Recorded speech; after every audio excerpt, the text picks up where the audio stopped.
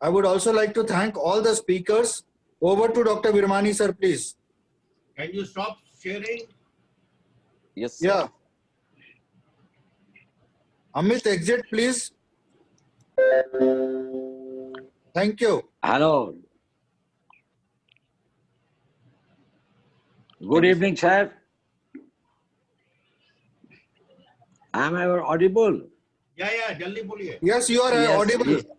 Yes, Dr. Bhimani is the speaker, and the subject of this topic is the chest pain acute and the international approach. The no time is there to introduce Dr. Bhimani. He is a legend and a class apart. And the topic is also so nice that without wasting time, I would like to ask my friend Dr. Bhimani to have talk. Please, Dr. Bhimani. He can finish in 5 minutes. Yeah. I'll finish in 4.25 5 minutes. Okay. I told in the early, when we are inaugurating, that I am proud to be internist. And what I'll talk about is basically how to assess a patient who comes to the emergency with acute chest pain.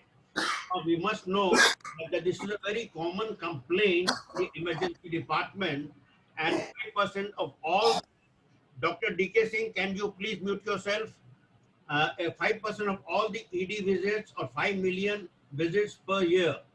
Now, it's a wide range of etiology, ranging from the cardiac, pulmonary, GI, musculoskeletal, and the importance is that why we should be distinguishing these causes and how do you distinguish such causes of chest pain.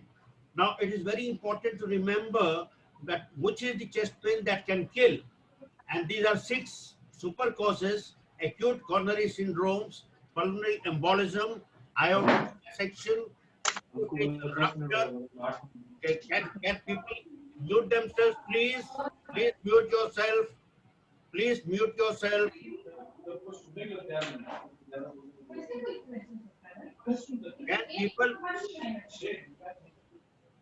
Can people mute? Please mute yourself. Okay. So it is acute coronary syndrome, pulmonary embolism, aortic dissection, esophageal rupture, pneumothorax, and pneumonia. These are the 6 very common conditions which can present to the emergency, with, and that can kill the patient. There are others also like pulmonary hypertension, myocarditis, and tamponade, but they are not as common. Now, what are the common benign causes of chest pain? Musculoskeletal, esophagitis, bronchitis, that is secondary to cough, recently placed nipple rings, especially in exotic females, and non-specific chest pain. That is the most common. Means we don't know what is happening. Please mute yourself. We don't know what is happening, but it is not going to hurt you.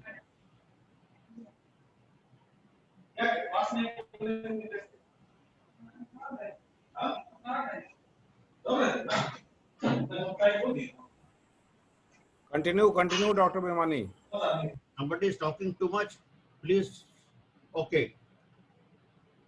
Now, I remember of a case 35 years back, a VIP whom we had admitted, and he had chest pain. For 3 days, we put him under observation, and we did almost every test possible, except for a coronary angiogram because cath lab was not there. Now, what happened the 4th day when I was trying to discharge him, he said, look, doc, what is happening to my chest? And there were herpetic vesicles. So this was a case of preherpetic neuralgia, which is quite rare, but we do see it at times. Now, it is very important to know the history. What is the location, central, left or right? What are the associated symptoms? Breathlessness, sweating, nausea. Is it gradual or sudden onset? What makes it worse or better? Is it visceral or somatic? Whether it's radiating to the back, neck, arm or jaws? And what is the severity in a scale of 1:10?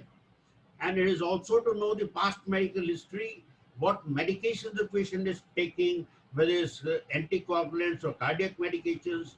Are there any allergies as such? Is he a smoker, alcoholic, or has drug abuse? And whether there is any history of sudden death, early MI, DVT, or pulmonary embolism in the family. So in the first 60 seconds, what do? You have to assess how the patient looks, what are the patient's vital signs, and what is the story given by the emergency doctor. Now, what you have to do is you have to look at the general appearance, the vital signs like pulse, blood pressure, respiratory rate, and the saturation of oxygen, the heart, whether it's muffled, regular, fast, lungs equal, wet, tympanic, whether the JVP is raised, abdomen is distended, or is having edema or calf tenderness. I think these things you can do within 60 seconds if you are properly looking at the patient. In the next 5 minutes, it is very important to do an ECG and a portable X-ray. And if you highly suspect a cardiac condition, give him an aspirin tablet. In the next 10 minutes, the patient has already stabilized, initial data gathered, and initial orders submitted. Now, a secondary survey, you can go for a more detailed history and physical examination, but first address the patient's pain. Now, the goal is to categorize the patient, whether he's having chest wall pain, pleuritic chest pain, or visceral chest pain. Now, let's look at this case. This gentleman came with pain in the chest, and he said, I'm having a heart attack. There was impending doom, he said. Now, this ECG will differentiate. It is specific, but not sensitive. You may get ST elevation in two contiguous leads, that is STEMI, or they may be new LVB.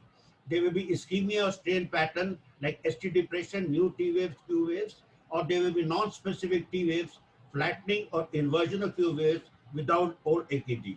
And this is the classic acute inferior infarction with the inferior reciprocal changes.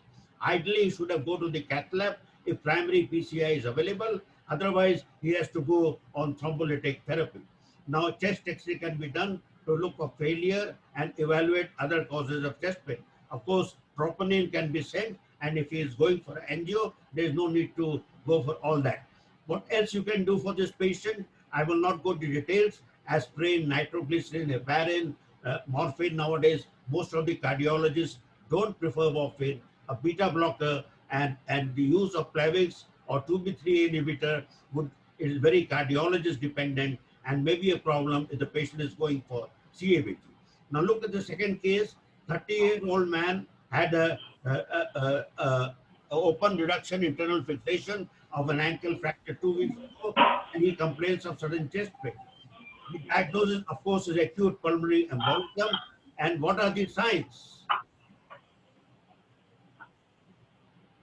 Gentlemen, please mute yourself. And what are the signs and symptoms of acute pulmonary embolism? What are the risk factors? If you look at it, hypercoagulability like malignancy, pregnancy, estrogen use, factor 5 Leiden or protein C or S deficiency, venous stasis like bed rest more than 48 hours, recent hospitalization, long distance travel, venous injury, recent trauma or surgery. And symptoms of breathlessness, dyspnea is present in 90% cases. There may be pleuritic chest pain in 66%, cough, sudden onset, tachycardia, tachypnea, hypoxia less than 95%, and lower extremity swelling. And this is the classical ECG, S1, the deep S wave in lead 1, and Q in 3 and T3 inverted, or there may be tachycardia, right aortic axis, incomplete RBB, or simultaneous T inversions in the inferior and anteceptor leads. The D dimer is very sensitive in low to moderate probability, but not specific because it has a lot of false positive. The spiral CT is the current gold standard, and the ventilation perfusion scan can show indeterminate. Then venous Doppler ultrasound of the lower extremity is a very good modality. The treatment is to give IV fluid to maintain blood pressure. Heparin will limit propagation but does not dissolve the clot, and unfractionated and fractionated, I will not go details. Fibrinolytics consider with large if patient is unstable.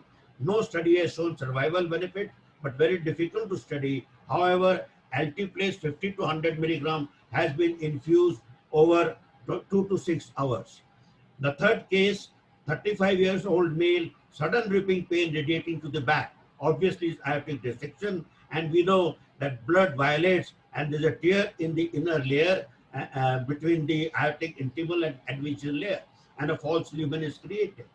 So it has got a bimodal distribution, young connective tissue, older more than 50, 66% patients are males, 72% hypertensive, 30% have Marfan syndrome, the history of Cochrane use or syphilis. The clinical features, 85% have chest pain or back pain, ripping or tearing, and 50% neurological symptoms, hematuria, and the chest X-ray shows widened mediastinum, abnormal aortic knob, pleural effusions, but it is not very sensitive. The chest CT is very sensitive and specific, and you must think about it. Angiography, however, remains the gold standard, and you can do a bedside ultrasound to rule out tamponade. Now, this is the classic, the DeBakey 1, which involves both the ascending and the descending, D2 that involves the ascending, and 3 that involves the descending. The management, of course, cardiothoracic surgery as early as possible to get the blood pressure to 120/30. Beta blockers are the first line, but you can add vasodilators like nitroprusside, and they need to go into the ICU immediately. Case 4, 55 years alcoholic with persistent vomiting, presents with sudden onset of chest pain followed by hematemesis. Now, what is this condition? This is spontaneous esophageal rupture, or known as the Boerhaave syndrome. And if you look, there's air in the mediastinum as on a simple plain X-ray chest. Now, this is because esophagus takes a serosal layer. It is more vulnerable to rupture or perforation. It can lead to mediastinitis, sepsis, and there can be the gastric fluid can be drawn into the mediastinal space, and it is usually a longitudinal. The subcutaneous emphysema, rapid respirations, and abdominal rigidity is known as the Anderson triad. The diagnosis can be done by CT esophageography. Esophagogastroscopy is not recommended for acute esophageal rupture. Case 5, 18 years, healthy male, lifting weights when he had sudden onset of chest pain and breathlessness. He had tachycardia, decreased saturation. So what is this? If you look at the chest X-ray, he is having a tension pneumothorax. And the best way is to put in a needle, intercostal needle, in the second intercostal space, just above the third. And this is where you also put in the chest tube later on. The case scenario 6, a patient with pneumonia with pleurisy. Now, this is a patient with normal lungs. And here you see the inflamed lung leading to pleurisy.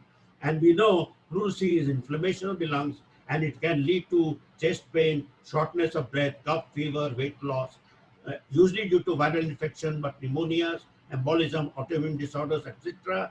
And there's rubbing together the pleura causing this problem. The differential diagnosis is well known. Chest X-ray and blood test can give you an answer, and treatment will depend on the underlying cause. Paracetamol or ibuprofen can be given to prevent pain. Incentives, spirometry may be recommended to improve the lung volumes. So what is the algorithm for chest pain? If the chest pain is constant, then is it without significant hypertension? If it is relieved with antacids, it is esophagitis or hiatal hernia. Not relieved with antacids, it can be either with hemoptysis or without hemoptysis. With hemoptysis, pulmonary embolism. Without hemoptysis, with fever and purulent sputum, it is more likely pneumonia.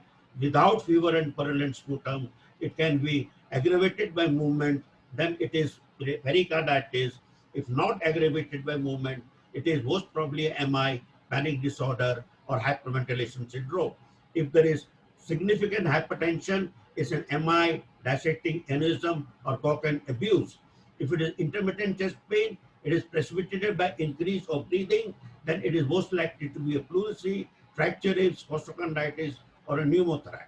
Or it can not affected by breathing and relieved by nitroglycerin. If it is lasting less than 2 minutes, it's most probably angina, and if it is lasting more than 2 minutes, it is a coronary insufficiency.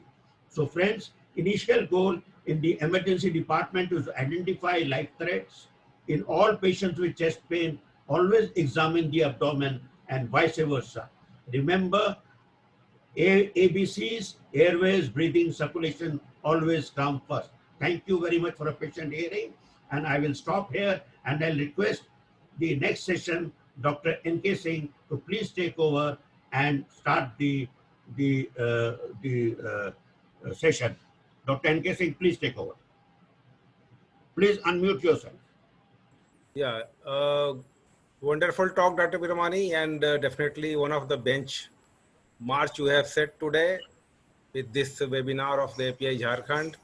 And I think the main Khivanhar is Dr. Hemsankar Sharma, who has been pushing all the inputs to the CME group also. So I think this is the end of the last, I think the today's webinar, but we have 5 panelists here. So I think all are there. Dr. Satish is there. Dr. Satish Prasad, village. Dr. Anil Kumar from Ranchi. Dr. Arvind Ojha, Dr. Ajay Sinha. Okay, well, I think all are there here. Good evening, sirs. Good evening, sirs. Good evening, welcome. Good evening, Ajay. Good Welcome. evening, sirs. Good evening. Thank you. So I think that this webinar, which we are going to end, I think we can take some time of half an hour. I think it is happy to see, sir. You are already here, Dr. Bibi. Good evening, NK and all the panelists. Yeah, thank you, Good sir. evening, sir. Now, I Thank think you. everyone, I thought everyone was sleeping, but now, Shankar, welcome and good evening. given Dr. a- M. Shankar. without wasting time, let us start with a bit of introduction. Dr. Hemsankar Sharma, as you know, is now at present in the limelight. Dr. Ajay Sinha is also in the limelight. They are the nodal officers. They are the, I will say, they are the frontline warriors. Dr. Arvind Ojha from Kolkata is also doing marvelous job in the COVID management as a frontline warrior. And Dr. Satish Prasad also, I think, looking after the many important cases and also a frontline warrior. So, and in this scenario, whatever the mental stress is going on, that will be dealt with. Dr. Anil Kumar, he is a leading psychiatrist from the Ranchi. Everybody must be knowing him. So currently there is a race against time to identify the prophylactic and the therapeutic treatments against the COVID-19. So at present, we are dividing it in the 3 phases. One is the COVID phase, that is 1 to 9 days. That is the infectious phase. And the post-COVID, that is the post-9 days, non-infectious, but there is problem. And this is an emerging problem in our society, that there is persistent inflammation in the non-COVID area, may continue up to 3 months. And after 3 months, that is known as non-COVID, patients should be treated as non-COVID. So this must be clear. So suppose we will just start our journey of today with the having symptoms. A patient is coming to you with high fever grade fever is of high grade, cold, sore throat, cough, malaise, and at this time of pandemic, you suspect it is COVID positive and it happens to be a COVID positive. So first question which comes in our management, in our mind, if patient has only this much of symptoms, otherwise vitals are okay, so I will take opinions from Dr. Ajay Sinha ki how we are going to deal with this case. Do you suggest for that this patient should be quarantined at the home with some instructions, or at which juncture you would like to shift to the hospital? Dr. Ajay Sinha. Once again, good evening, sirs. So right now what we are doing, we are stratifying the risk first. If a patient is COVID positive, we want to know how much risk he is carrying by knowing the history, whether he is having some kind of comorbidity or if any complication. And most important things which we see is oxygen saturation. So if oxygen saturation is normal, we usually, and if the patient has got no such comorbidity and patient is mildly symptomatic, we advise him to be in the home isolation, and we give symptomatic treatment. And previously, when we started, you know, the NMCH was the first COVID-19 hospital, so we didn't have much knowledge about it. So we started with the SCQS and all those azithromycin and vitamin B and C. So what we were doing. And today we have much better knowledge. So what we are doing, we are stratifying, and if the saturation is less, and then we are selecting the right kind of agent, as you all are aware. So that's the way we are moving forward. Dr. Sinha, at this point of time, it is very important to ask you that initially you, as you told, you were using the hydroxyquinolines. Yeah. But then I think some circulars from the UP government, and I have also seen from the Bihar government, that the ivermectin has emerged as a treatment for the contacts also, for the treatment also, and for prophylactic part also. So how do you see the role of ivermectin in today's scenario? You know well that the government is issuing the guideline which they are taking from the ICMR and all kind of things. We wanted to do some kind of research initially, but unfortunately, we didn't have that kind of support. So it is a government recommendation, and that's why the last 10 days back, we had an interaction with the principal secretary, and he was keen to know why you are using the remdesivir.